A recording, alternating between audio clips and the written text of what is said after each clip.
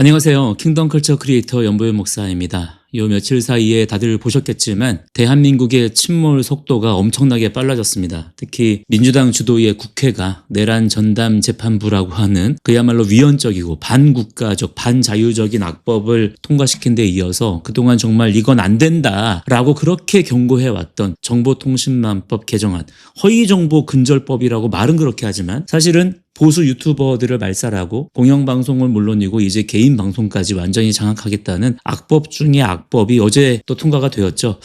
사실 이미 예견되었던 일들이기 때문에 그렇게 많이 충격적이지는 않을 수 있지만 그렇지만 참 너무 허탈한 마음이고요. 그러면서도 한편으로는 더욱 새로운 각오를 다지게 되는 그런 지금의 상황들인 것 같습니다. 앞으로 이제 이 법에 대해서 대통령 거부권을 행사해 준다면 너무 좋겠지만 그렇게 할 리가 없다는 거 너무 잘 아시죠? 중요한 건 이제부터는 가장 원론적인 부분에서부터 정말 모든 기초를 다시 쌓아 올려가는 심정으로 그렇게 하나하나 국민들을 깨워야 하고 진실을 알리는 싸움을 이제 더 치밀하게 해나가야 될 텐데 그렇기 때문에 문제는 핵심 키는 교회에게 달려있거든요. 교회가 특별히 뭐 어떤 다 같이 윤호개인을 외치고 이러지 않아도 됩니다. 단 하나, 성경의 진리를 있는 그대로 바르게 전하기만 하면 돼요. 그러면 그게 가장 확실한 토대가 되고 기초가 되고 기준이 됩니다. 그러면 진짜 여러 가지 보수 우파적인 가치들, 아젠다들을 굉장히 힘있게 분명하게 전할 수가 있게 돼요. 그런데 이 부분에서 사실 대단히 지금 암울합니다. 지난주 이번 주를 지나오면서 정말 많은 분들을 만나고 연락이 오고 메일이 오고 이런 상황들 속에서 각 교회들의 여러 구체적인 상황들을 접하게 되었는데 참 진짜 너무 지금 상황이 심각해요. 지금 이 부분에 뚝이 정말 터지지 않으면 이대로 그냥 쭉 밀려날 수밖에 없는, 나라 망하는 거는 그냥 시간 문제인 그런 상황이라고 지금 생각이 됩니다. 그중에서 오늘은 우리 주변에서 특히 교회 안에서 너무나 흔하게 들리는, 겉으로는 굉장히 거룩해 보이지만 실상은 가장 파괴적인 거짓말에 대해서 이야기해 보려고 합니다. 오늘 말씀드릴 내용도 너무너무 중요하니까요. 일단 구독과 좋아요부터 꼭 눌러주시고요. 영상을 시청하신 후에는 여러분들의 짧은 의견이나 응원의 말씀도 댓글로 꼭 부탁드리겠습니다.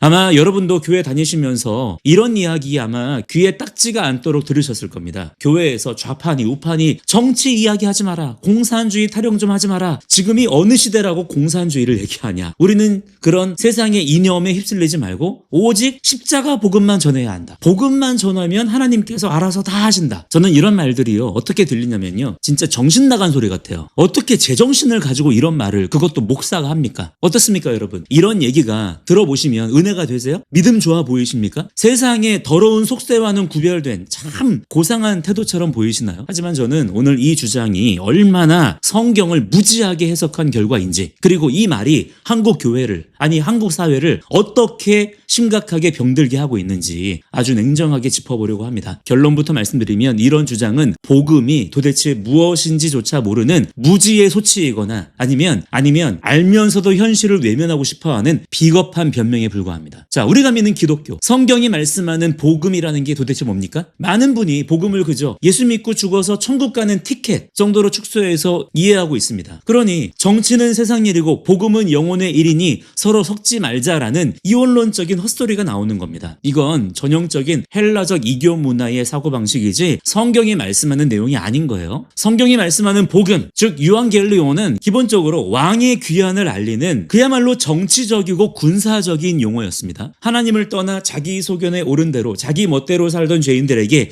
이제 만왕의 왕이신 창조주 하나님이 돌아오셨다. 그러므로 너희의 가짜 왕들을 버리고 참된 왕의 통치 아래로 굴복하라 라는 선포가 바로 복음입니다. 다시 말해서 복음은요, 우리 삶으로 침투해서 뚫고 들어오는 거예요. 우리의 심령 골수를 찔러 쪼개는 거라고요. 복음 때문에 내 인생 전체가 뒤집어지는 거예요. 그냥 멜랑꼴리한 게 아닌 겁니다. 우리 삶의 아주 작은 영역부터 시작해서 정치, 경제, 사회, 문화, 교육 등등 거대한 시스템에 이르기까지 그야말로 모든 영역에서 하나님의 법과 통치가 실현되어야 한다는 총체적인 주권 선포예요. 그게 복음이에요. 그런데 지금 한국 교회의 강단은 어떻습니까? 이 거대하고 웅장한 하나님의 통치를 고작 종교라고 하는, 내세라고 하는 좁은 카테고리 안에 가둬버렸습니다. 교회 건물 안에 들어가서 건물 예쁘게 꾸미고 단장하고 거기서 노래 부르고 헌금하고 봉사하는 것만 거룩한 일이고, 학교에서 아이들이 어떤 사상에 오염되는지, 국회에서 어떤 악법이 만들어져서 하나님의 창조 질서를 어떻게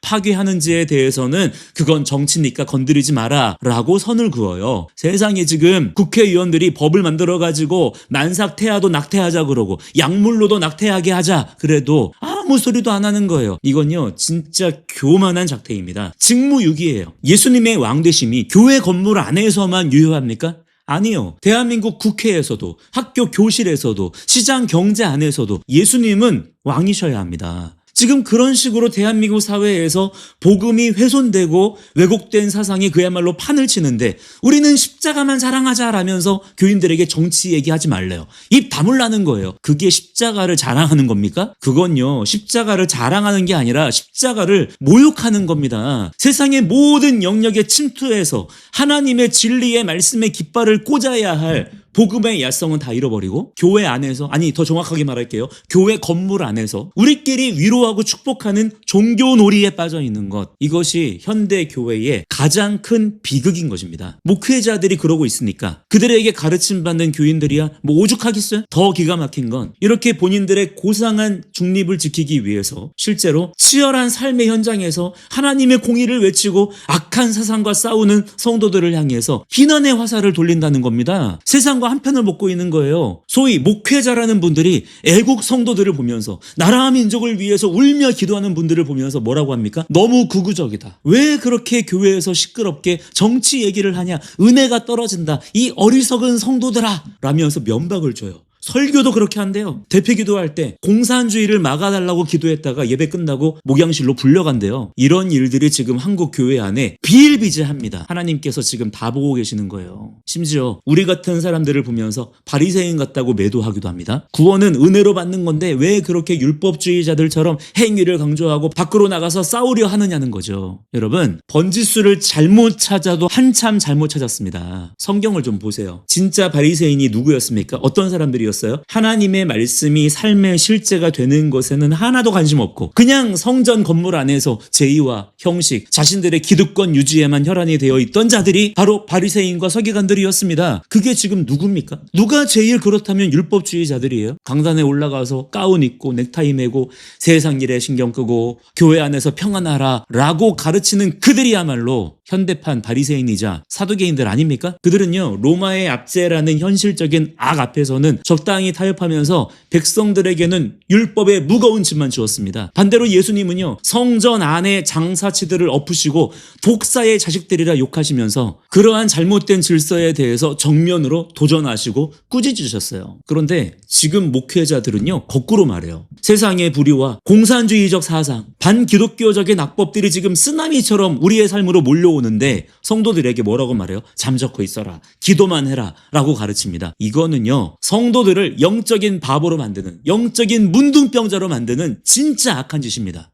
하나님 말씀대로 이 땅의 현실을 살아내려고 몸부림치는 사람들을 설친다라고 조롱하는 그 태도야말로 복음의 능력을 부인하고 성령을 회방하는 가장 타락한 모습이라는 걸 왜 모를까요? 저는 지금의 우리나라에서 벌어지고 있는 이 모든 사태의 가장 큰 책임이 바로 목회자들에게 있다고 봅니다. 저도 목회자 중 한 사람이기 때문에 분명히 말할 수 있어요. 도대체 신학교에서 뭐를 배웠고 평소에 성경을 어떻게 읽고 있길래 신앙의 결론이 그렇게 패배주의적으로 나옵니까? 본인들은 정치적 중립이라는 가면 뒤에 숨어서 아무런 리스크도 감당하지 않으려고 합니다. 성도들이 세상에서 겪는 치열한 영적 전쟁, 아이들이 학교에서 겪는 사상적 세뇌에 대해서는 아무런 대안도 무기도 쥐어주지 못해요. 다 그렇게 지옥 가고 있는데 말이죠. 그러면서 강단에서는 사랑합시다, 용서합시다 그러면서 아멘 하래요. 그건요 사랑이 아닙니다. 내 양떼들에게 이리들이 막 몰려오고 있는데 이리와 싸우는 건 너무 과격해요, 그냥 평화롭게 지내세요 라고 말하는 목자가 있다면요 그건요 사꾼을 넘어서서 공범이죠. 오히려 더 잔인하고 끔찍한 괴물들 아닙니까? 지금 나라가 이 모양이고 성도들의 삶은 다 무너져가고 있는데 그냥 해묵은 교리 논쟁이나 하고 있고 이단 시비나 걸면서 자기들의 정통성을 그렇게